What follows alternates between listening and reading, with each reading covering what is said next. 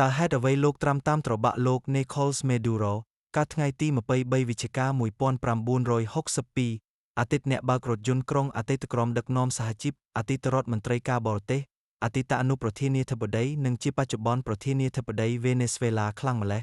តាមពិតគោលនយោបាយចាត់ទុកប្រទេសវេណេស៊ុយឡាជាប្រទេសអមិត្តជាមួយសហរដ្ឋអាមេរិកត្រូវបានប្រកាន់យកតាំងពីសម័យលោកបារ៉ាក់អូបាម៉ា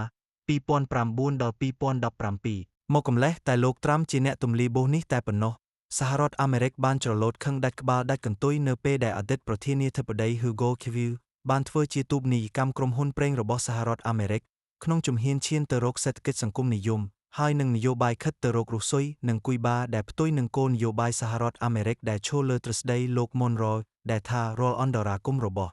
មហាអំណាចខាងលិចណាមួយមកក្នុងកិច្ចការនយោបាយនៅក្នុងទ្វីបអាមេរិកគឺជាទង្វើអមិត្តប្រឆាំងនឹងសហរដ្ឋអាមេរិក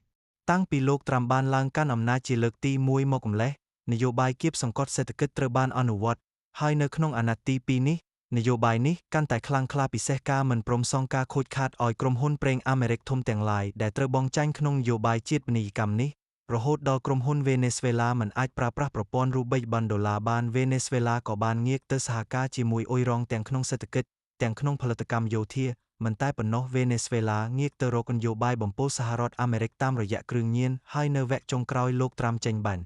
ជាឲ្យវាយលុកប្រទេសវេណេស៊ុយឡាដោយមិនប្រកាសសង្គ្រាមតាមច្បាប់អន្តរជាតិការវាយលុកទៅលើប្រទេសមួយត្រូវធ្វើការប្រកាសសង្គ្រាមតាមនីតិវិធីហើយប្រកាសថានៅគ្រប់គ្រងប្រទេសនេះមួយរយៈពោគឺប្រហែលរៀបចំឲ្យក្រុមហ៊ុនប្រេងអាមេរិកប្រមូលទុនខ្លួនមកវិញសិនហើយពោបើនិយាយឲ្យខ្លីគឺលុយលេខ1មែនតែអ្នកជំពាក់បំណុលធ្វើសឹកសឿងបឺងហួសដែរ